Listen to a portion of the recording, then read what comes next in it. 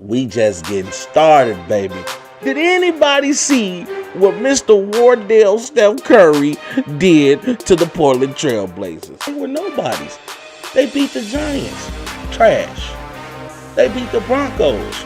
Trash. If you ever watched Dragon Ball Z, my man's was Super Saiyan.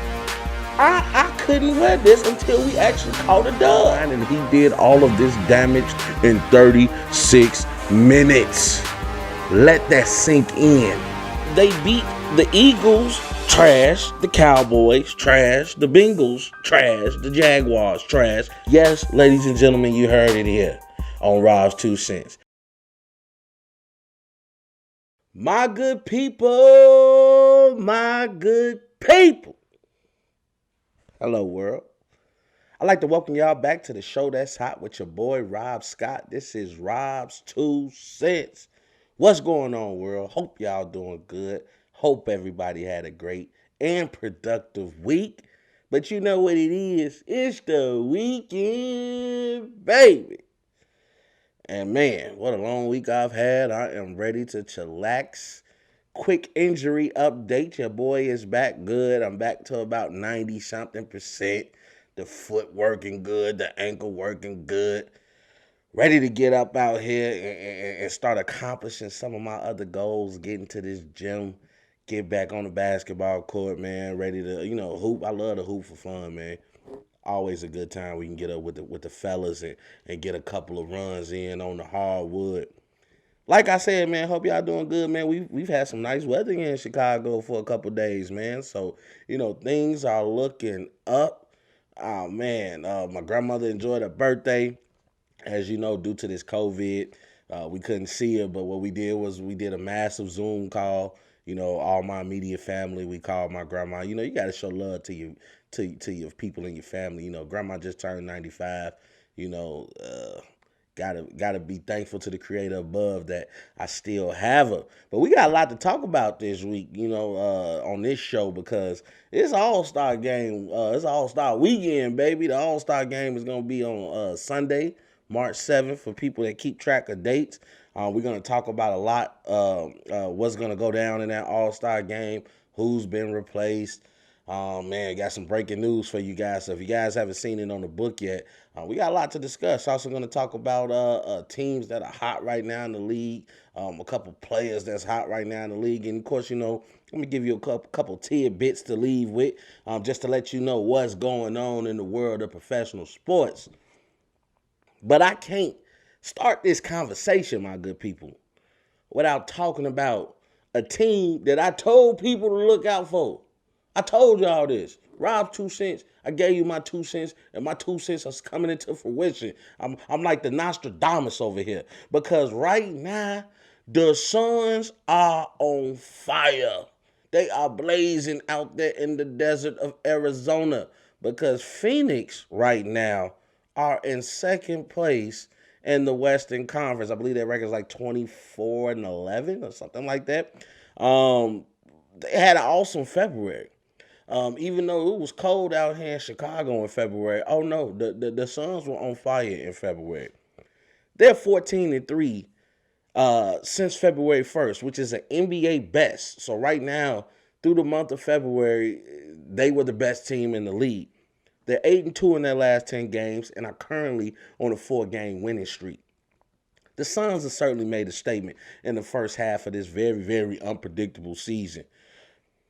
Coach Monty Williams and his coaching staff, they're calling all the right plays, got their boys playing defense right now. They're third, actually, in defensive efficiency in the league and third in opponents' points per game. They only allow 107 points per game, y'all. Not to mention the leadership from their 2 All-Stars and Chris Paul and Devin Booker. I told y'all Chris Paul was going to come make a difference.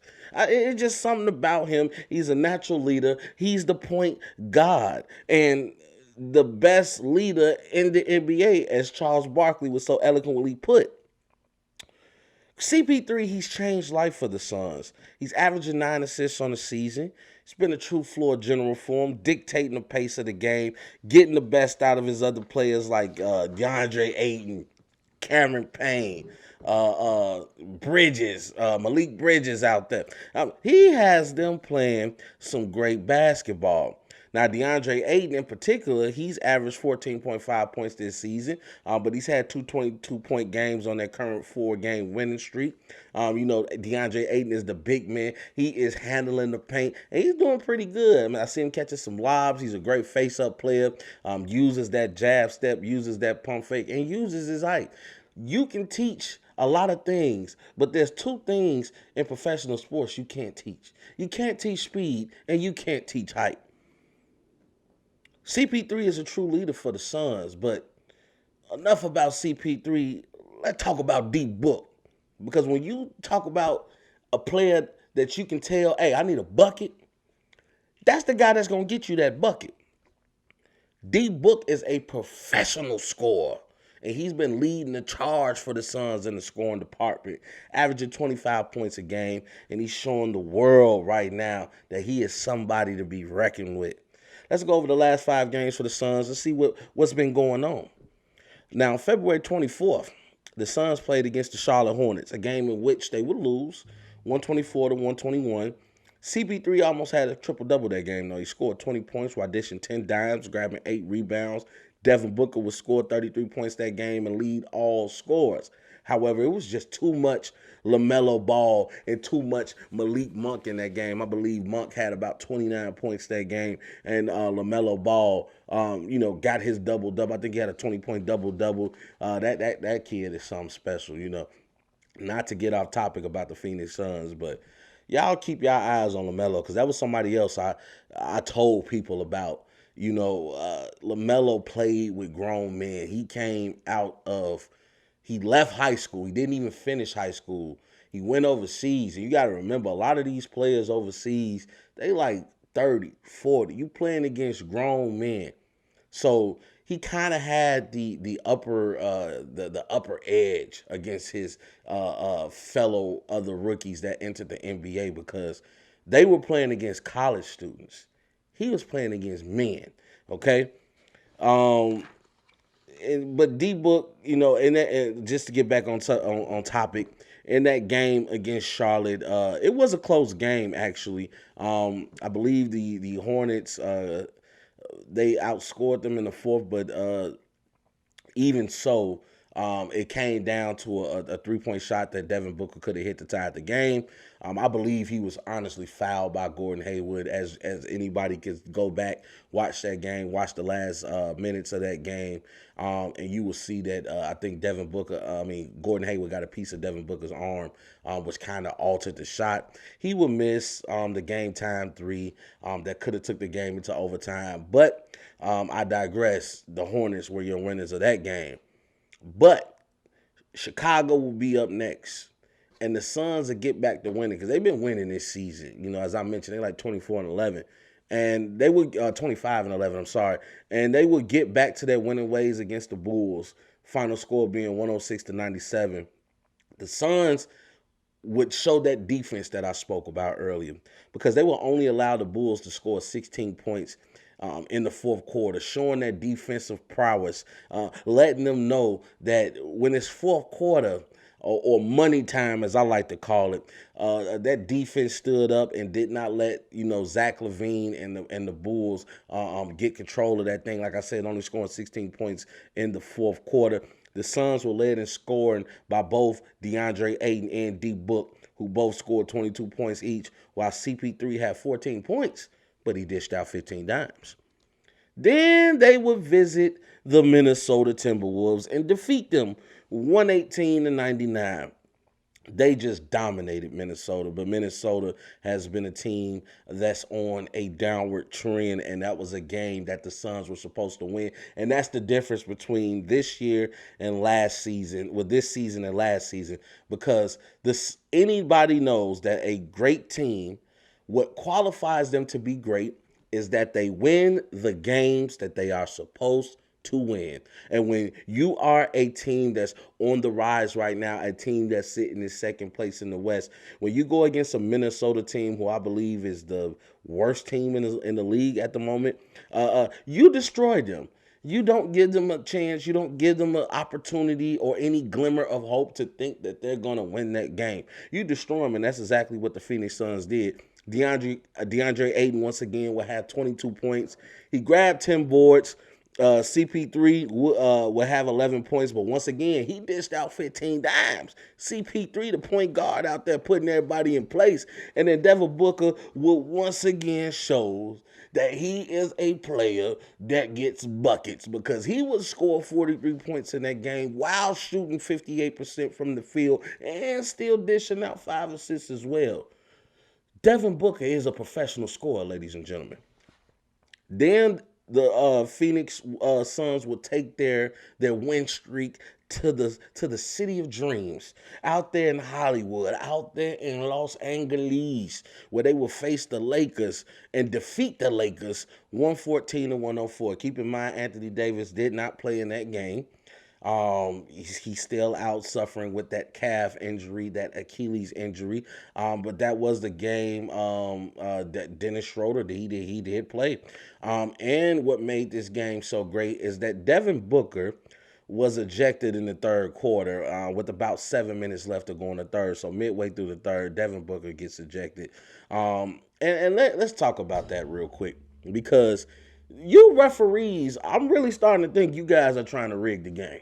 Okay, I don't want to talk bad about the NBA. Okay, I understand that the NBA holds itself to a higher quality of workmanship. You know, hold themselves to a higher quality as being one of the better leagues, one of the better associations in the world of professional sports. But you referees, I'm starting to see the difference in how you call things because I've seen a player like LeBron James, I've seen players like Draymond Green complaining to the refs, constantly nagging. I didn't get this call. I didn't get that call. But you eject Devin Booker, who simply made a statement about how he felt. He bounced the ball to the ref. He didn't throw it to him or anything. He bounced it to him. Did he bounce it a little hard? Maybe.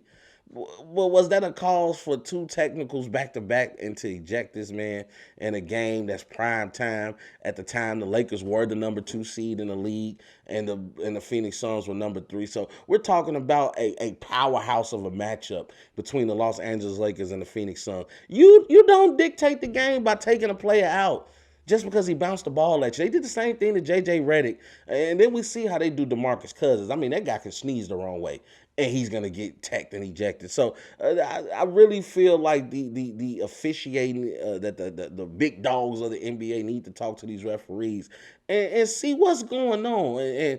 And they need to stop being so damn whistle happy. I have a right to contest what you think was a right call. Give me that. But anyway, CP3 would rally the troops and show his true leadership. And he led the game in assists with 10 dimes. And Ayton would go for 17 points as well and control that paint. And again, even without Devin Booker for pretty much the second half of the game, the Phoenix Suns would beat the Los Angeles Lakers 114-104. Then they would continue their winning ways against the Golden State Warriors, my Golden State Warriors. Again, they dog walk the Warriors because right now, without Clay, with Draymond in and out of the lineup, and pretty much all defenses are doing is zeroing in on Steph Curry.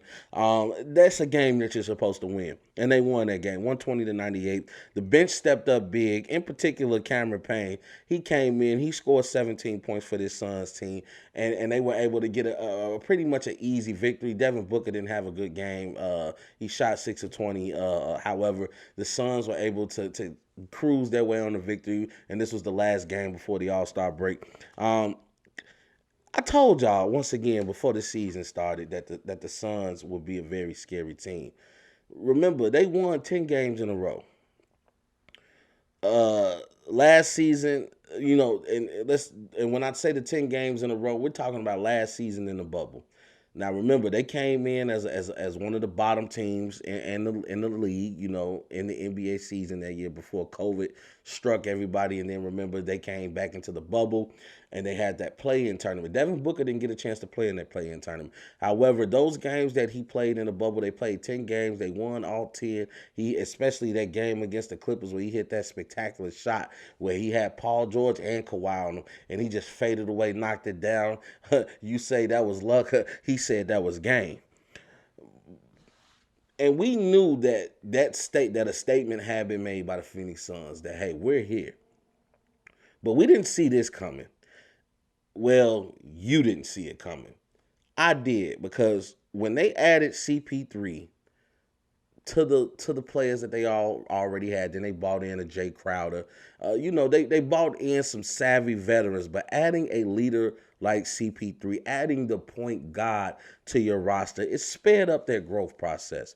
And I'm telling you guys right now, beware of the Phoenix Suns in this year's playoffs, because they are coming to make some noise. And I'm going to be real with you. With the way Devin Booker can score and the way CP3 can control the paint, you got your big man down there, Peyton. You got great role players like Malik Bridges, Jay Crowder, Cameron Payne. You got some studs on this Phoenix Suns team. I'm telling you guys, don't be surprised if they are in the Western Conference Final.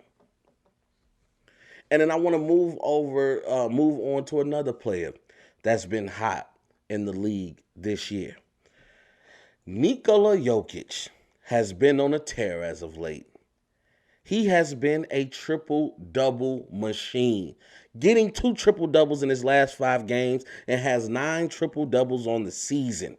He also joined an exclusive club, becoming the 9th player in NBA history to reach 50 triple-doubles in their career, and he is the only center on that list. This includes the game on Tuesday night when they defeated the Milwaukee Bucks 128-97, a game in which the Joker scored 37 points while shooting 65% from the field, 67% from the three-point line, while also dishing out 11 dimes and grabbing 10 boards. Not to mention leading his Denver Nuggets team on a 4-game winning streak and moving them now to 6th place from 8th place in a very tough Western Conference. Nikola Jokic, a.k.a. the Joker. That boy cold. And the Denver Nuggets are starting to click at the right time. They're starting to look like that Nuggets team that we predicted would enter into the season this year. We saw what they did last year in the bubble. Like I said, they came from 2 3-1 deficits and only to get to the Western Conference Finals to lose to the King. And right now they are. We thought that the Nuggets would be in that upper echelon of teams in the Western Conference, and they are starting to look like so. And Nikola Jokic is also in that MVP talk. And with the way he's been playing, if he continues to play this way, that MVP race is just up for grabs, because right now it is up in the air. We saw Jokic have a great game. Even though LeBron had a losing effort, we've seen him have great games. We've seen the impact of James Harden with the Brooklyn Nets and big Joel Embiid and what he's been doing out there in Philly, just going crazy. So I cannot wait to see this second half of the season. We are going to be on MVP watch. But another surprise this year in the league. Who saw the New York Knickerbockers coming? Yes. New York has played so well that they deserve a segment on Rob's 2 cents. Because right now, the Knicks are the surprise in the NBA. They are the Cinderella story. They better hope that the clock doesn't strike 12. But the Knicks are a team on the rise right now. They're currently in 5th place in the Eastern Conference. 7-3 in their last 10 games, including 4-1 in their last 5 games. My boy, Coach Tom Thibodeau, he's over there. Yes, Coach Tom Thibodeau is coaching the New York Knicks. You know, he's the former coach of the Chicago Bulls, and he is constructing their defensive schemes. Currently has the Knicks, and this is not a typo. This is not a mistake. This is not a blooper. The Knicks are the best defensive team in the league as they are first in opponents' points per game. They are only allowing teams to score just a little over 100 points. I believe the exact number is like 104. The return of Derrick Rose via trade with the Detroit Pistons was a welcome sight for this team as well. We know the continuity that Rose and Coach Tibbs have.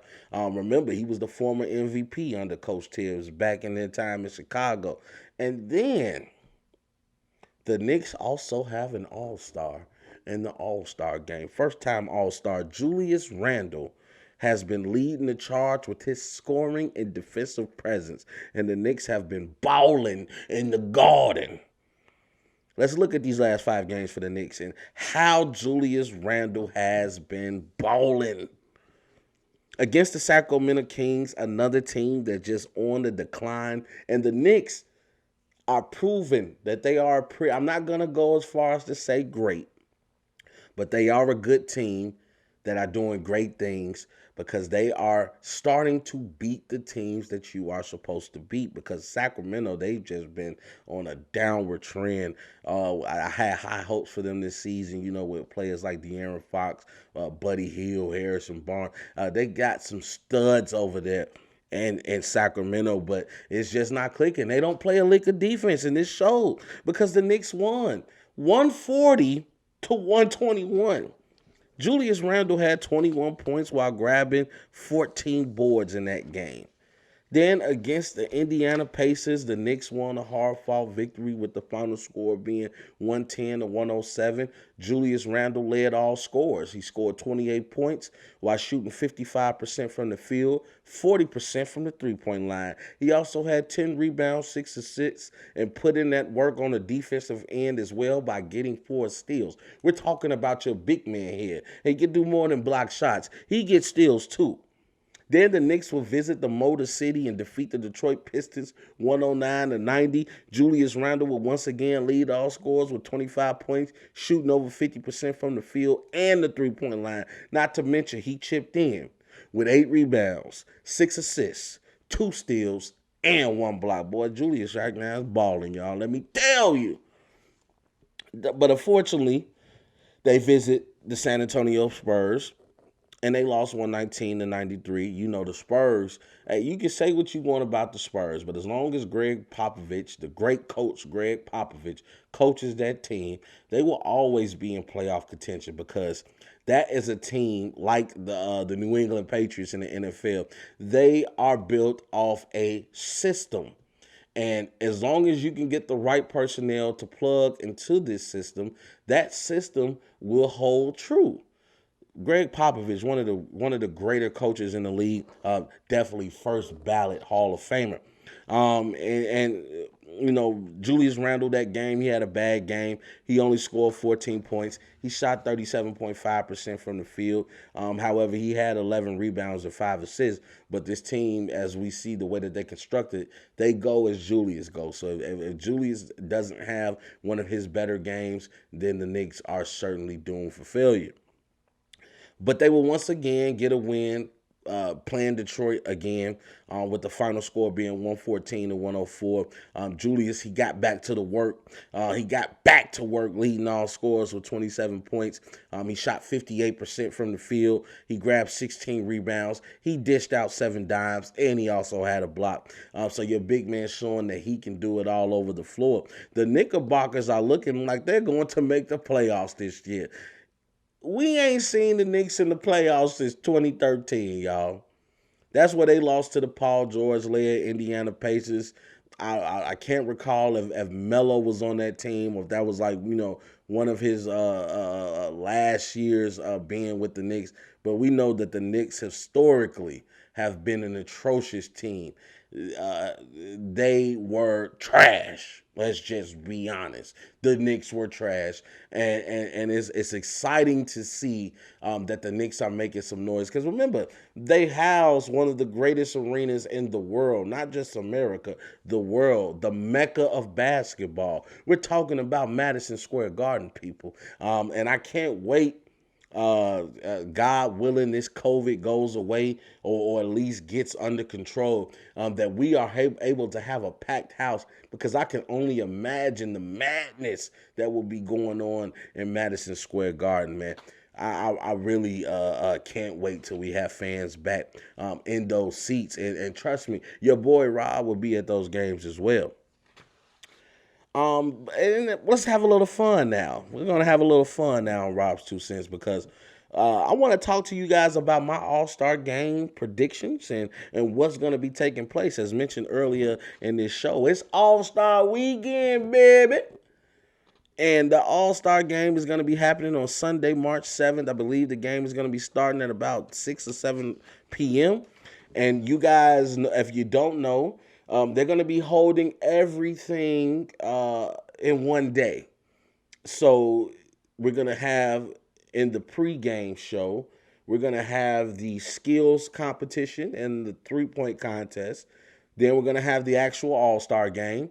And then during halftime of that All-Star game, we're going to then have the dunk contest and then finish it out with the second half of that All-Star game. LeBron James and Kevin Durant were your leading vote getters for this year's All-Star game. So they were the two captains. They chose their teams this past Thursday on Inside the NBA on TNT. As you know, Kevin Durant won't be playing in that game due to his, I believe he has a hamstring injury, has a sore hamstring. So even though he wasn't playing, because he was the leading vote getter, he still had the right to choose his team to represent Team Durant. And Jason Tatum has replaced Kevin Durant due to injury on the All-Star, and he will be an All-Star playing in that All-Star game. So let's look right now and see who chose who, because that All-Star 2K21 draft happened again this past Thursday, and we saw LeBron come out and he picked his starter. So of course he's going to be a starter. And his first pick of that draft was Giannis Antetokounmpo, last year's MVP. Then he chose Steph Curry, Luka Doncic, and then the Joker, Nikola Jokic, because that boy cold. His bench will consist of Damian Lillard, Ben Simmons, Chris Paul, Jaylen Brown, Paul George, Domantas Sabonis, and Rudy Gobert. If you guys want to know who they play for, Giannis plays for the Bucks, Steph Curry plays for the Warriors, Luka plays for the Mavericks, Nikola plays for the Nuggets, Dame for the Portland Trail Blazers, Ben Simmons with Philly, Chris Paul for Phoenix, Jaylen Brown with the Celtics, Paul George with the LA Clippers, the rival. Domantas plays for Indy, and Rudy Gobert plays for the NBA leading team, the Utah Jazz. Kevin Durant made his picks as well. The first person he picked up, of course, was his teammate and best friend, Kyrie Irving of the Brooklyn Nets. He then chose Joel Embiid from Philly, Kawhi Leonard from the LA Clippers, Bradley Beal from the Washington Wizards, who's also the NBA's leading scorer, and then Jason Tatum rounded up the starting five.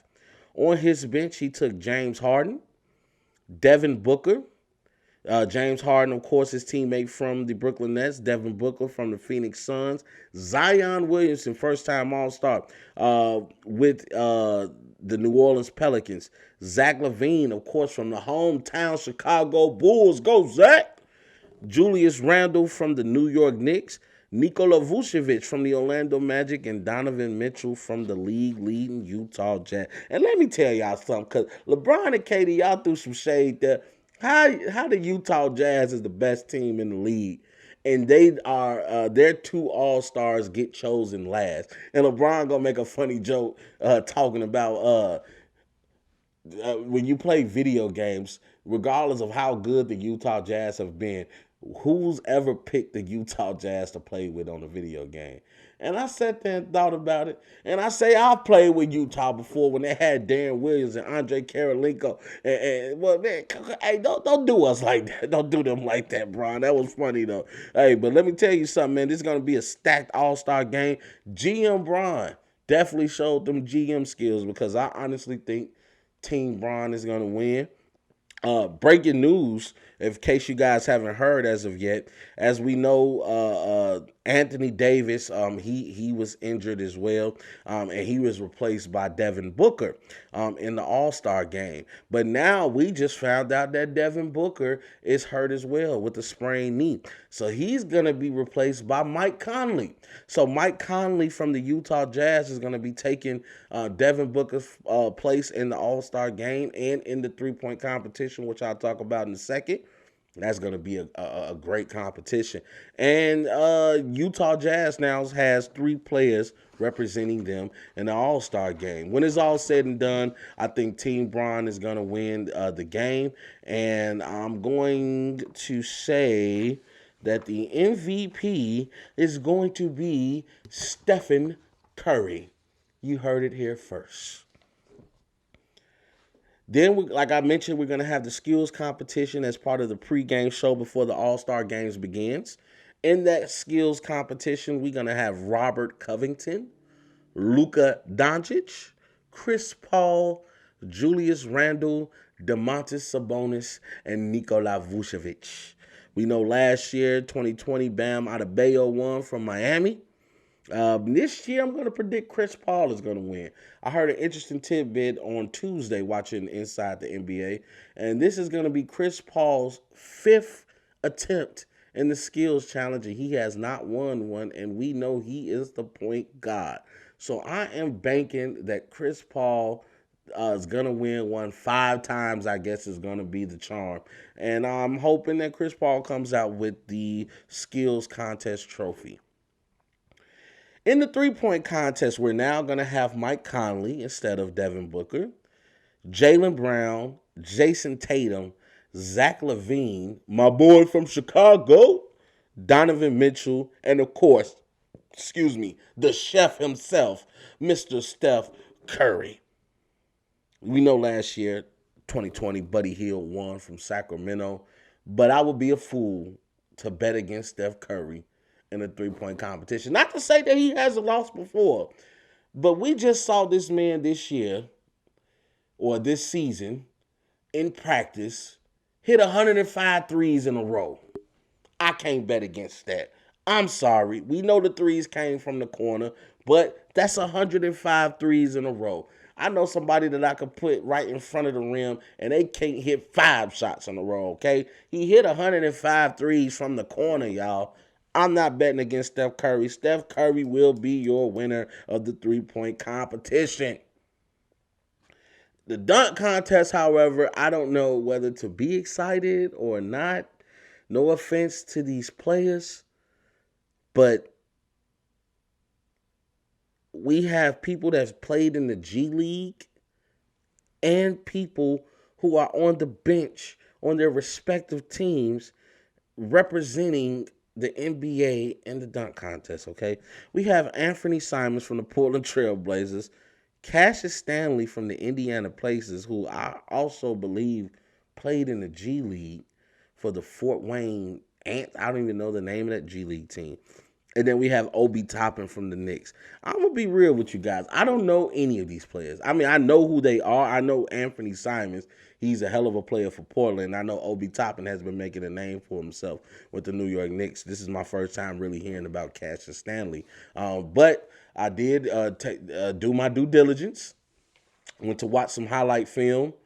And I would say out of these 3, because there's only going to be 3 people in the All-Star game this year, I'm going to say Cassius Stanley is going to win because he looks like the guy with the most boingings, with the most ups on out of these 3 players that's in this competition. So I'm going to say Cassius Stanley will be your winner of this dunk contest. I wish Zach LaVine would have entered, man. I just seen the other day in a practice, in a shoot around before a game, him do one of the craziest dunks I've ever seen. It's like he threw the ball between his legs as he was jumping in the air and caught it with the same hand he threw the ball with and hit the dunk, at least for the first try, at least from what I saw. Yeah, that was an amazing dunk, man. I'm hoping that I have low expectations for this dunk contest, but I'm hoping it's better than what I think it's going to be. But I got Cassius Stanley winning that dunk contest. Couple quick hitters before I let you guys go, man. This has been a great show so far. The Atlanta Hawks fired their head coach, Lloyd Pierce, on Monday, which ends his tenure in Atlanta after 3 seasons with the organization. Now, while his time with the Hawks ended with a 63 and 120 record, they were currently 16 and 20.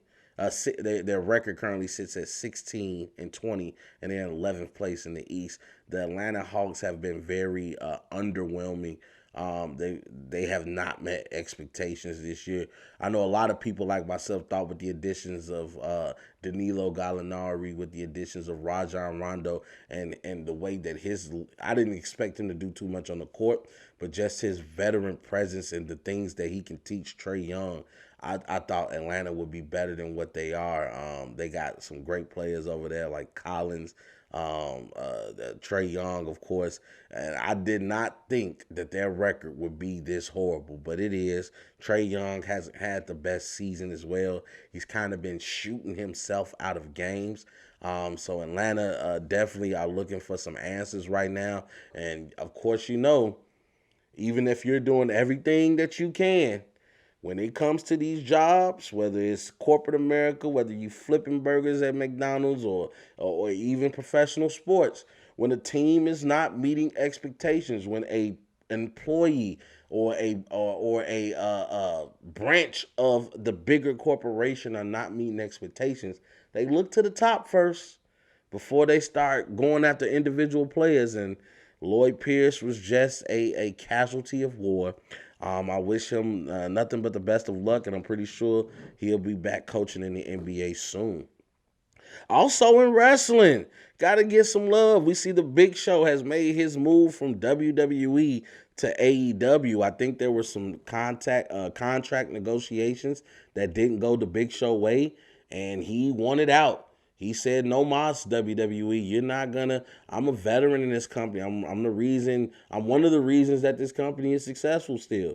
And he left, and I'm pretty sure AEW gave him a nice bag, gave him a nice chunk of change, and he even came out with a show that said no more BS, kind of throwing shots at the WWE because his name is the Big Show, now going by his real name in AEW, Paul White. Said no more BS on his shirt, so no more Big Show in the WWE. I wish him nothing but the best of luck. Also, to stay in AEW, we saw the big fella himself. Let me give props to my boy, Big Shaq Diesel, because when we see celebrities go to wrestling organizations to make cameos and appearance, they might throw a punch here. Like we saw Mike Tyson throw a punch at Shawn Michaels or get into a push off with Stone Cold Steve Austin. We saw Floyd Mayweather get the brass knucks and punch Big Show in the face. We've seen what's I can't think of my boy that played Wolverine, but Hugh Jackman. We've seen him throw a punch. And even right now, we got Bad Bunny being the 24/7 champion, which is just a novelty title in WWE, but he's the 24/7 champion right now. But we don't see even Snoop Dogg, who recently just jumped off the top rope and did his version of a frog splash. Snoop, don't do that again. Father Time catches up with all of us sooner or later. Hey, I'm glad you're living out your dreams, though, big Unc. But I've never seen a celebrity really go to a wrestling organization and really put on a match until now, because Shaquille O'Neal, the Diesel himself, went to AEW. They've been promoting this match that he was going to have against Cody Rhodes. He's been there with his female associate, Jade Cargill, she's just awesome, guys. You should see this girl's physique. She's built. She is built and looks like she can fight dudes. But him and Jade Cargill went against Cody Rhodes. It was supposed to be his wife, Brandy, But during this feud, Brandy has gotten pregnant. So congratulations to the Rhodes family. Wish her a successful delivery of her child. So she was replaced by a wrestler named Red Velvet. So it was Cody Rhodes and Red Velvet versus Shaq and Jade Cargill. And let me tell you guys something, okay? Shaq powerbombed Cody Rhodes. I was shocked. I mean, he gave a tribute to the late great Brody Lee, aka Luke Harper. It almost kind of brought a tear to your eye. He did the little kiss and release of his hands like Brody would do before giving you a power bomb, and he executed a great power bomb. He didn't hurt Cody Rhodes. He didn't injure the talent, and he pulled off a great move. I was really impressed. Then, not to mention, Shaq went through a table, y'all. We don't see celebrities put themselves out there like this, but he did and put on a show, and the match was great. It was very entertaining. The lady stole the show, of course, but to see Shaq get cross-bodied off the ring apron onto a table, it was magic. Hey, Shaq, man, one of the celebrities that I love because Shaq is going to do whatever he wants to do and he's going to have fun while doing it. Definitely a person I want to meet in my lifetime, man. Glad Shaq had a good time. And to take things over into WWE, got to give a shout out. I know we just ended Black History Month, but I want to give a shout out to the WWE for allowing Bobby Lashley to become the WWE champion. That was just a great thing to see. Representation is definitely important, especially to these little black boys and black girls, and to see that they can see somebody that looks like them be a champion. That's just beautiful. As you know, historically speaking, the WWE has only had 3 black men hold the WWE championship, not world title. This is where a lot of people get it confused because there's a difference. You had 2 championships in the WWE. You have the World Heavyweight Championship, then you have the WWE Championship. There's only been 3 black men to hold the WWE Championship, and that's being The Rock, the Kofi Kingston 2 years ago when they had Kofi Mania going on, and now Bobby Lashley. And it just looks good to have a black man representing that company, being the face of that company. I'm so proud of Bobby Lashley. He was one of those people that came in earlier with the WWE over 10 years ago. I want to say even as far as back in 2005, I want to say 5-ish. And he didn't have a good first stint with the WWE. He left, did some other work in TNA, which is now known as Impact Wrestling, and then came back to the WWE and just looked better than ever, and he's just been a beast. So shout out to Bobby Lashley, shout out to MVP who put together that team called the Hurt Business, consisting of Bobby Lashley, Shelton Benjamin, and Cedric Alexander, who are also your tag team champions. So right now the Hurt Business holds all the gold and holds the keys in the WWE. Shout out to you guys. To get back to basketball, Blake Griffin and the Detroit Pistons has agreed to a buyout of his contract. Right now, Blake is currently owed a remaining $36.6 million this season and then $39 million in 2021 and 2022. So with them buying out his contract, he is now an unrestricted free agent. And he has a couple teams, according to ESPN sources, that he is interested in. That, of course, would be the Brooklyn Nets, the Golden State Warriors, the Miami Heat, and the Portland Trail Blazers. All 4 of those teams are championship contenders, especially the Brooklyn Nets. But I would to see Blake Griffin go to Brooklyn, God, even, Blake is limited now. He's definitely not the Blake Griffin we saw that came out of college that was dunking all on Danilo Gallinari and just causing havoc in the NBA. However, he is still a good player. I mean, he can hit the 3 ball. He's great down in the post. He just doesn't play a lick of defense. But I can see Blake Griffin being a great player to bring off your bench and to lead that second unit and to get you some buckets. So I'm definitely interested to see where Blake's next stop will be. And we will keep our eyes on that because let's say he goes to a team like Portland. They just got a lot better. He goes to Brooklyn. They just got better than what they already are. Right now, they are scary great. Not good, great. Even with Golden State, you can imagine you can run combinations like Draymond and Blake together, two big bodies, two people that you can force to cause some havoc in that paint area. Not to mention, it will take some pressure off of Steph Curry, especially right now without Clay, because now you do have somebody out there that can get his own bucket. Because even though Blake is limited in what he can do now, Blake Griffin is still a good player. He can post up and he can get a bucket. He can also stretch that floor with that three ball. And again, like I said with the Warriors, I can't wait to see what they're going to be when Clay comes back. And then to take it in the NFL, last two quick points of order. Big Ben took a pay cut to resign with the Pittsburgh Steelers. So Big Ben Roethlisberger will be back with the Pittsburgh Steelers next season. I believe he's now at $14 million a year, with his last year paying him out only $5 million, which allows about $15 million now to be cleared up for salary cap space to bring in some talent to Pittsburgh to put them back on their winning ways. Definitely going to be something to look out for when the NFL season starts. And my last point, I want to give a shout out because as you know, in the month of March, we are celebrating women. And what would this world be without a woman? We've had many great women that we've seen historically, not just in this country, but in the world. But I want to give a shout out to somebody that just made some recent history.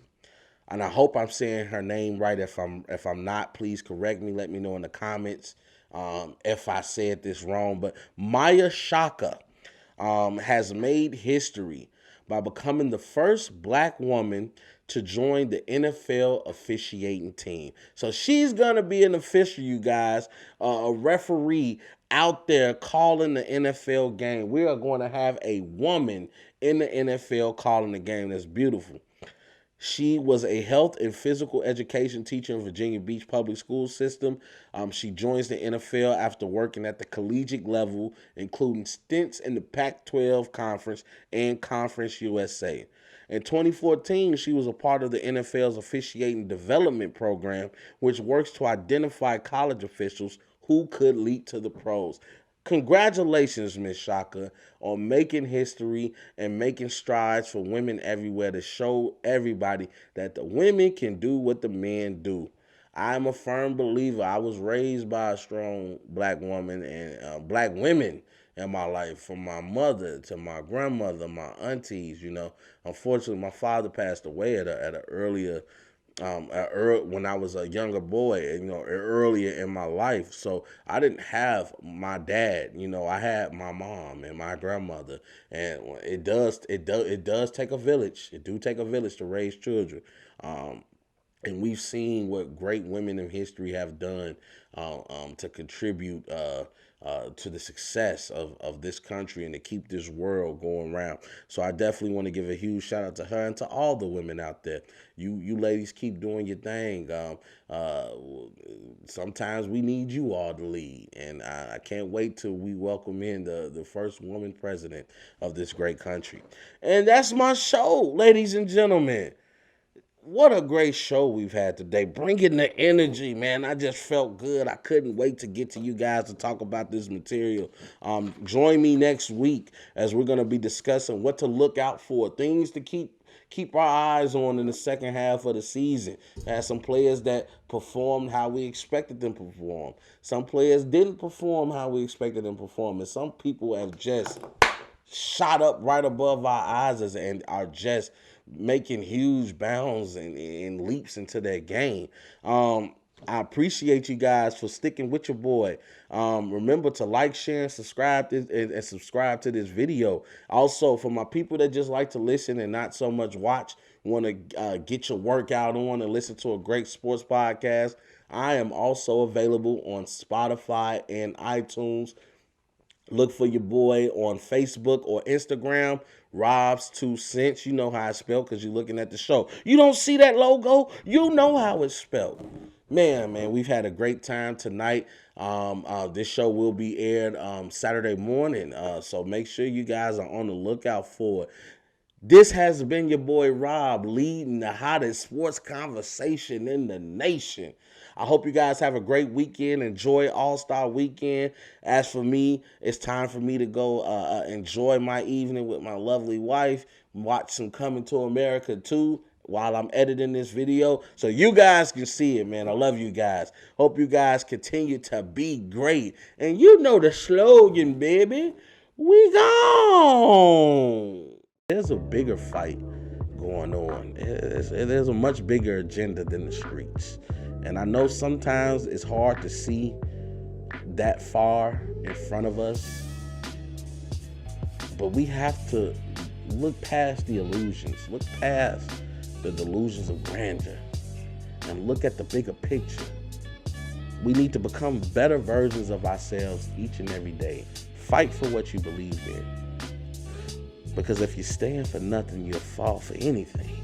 We just getting started, baby. You guys know the slogan now. Hope you all have a great evening. And we go.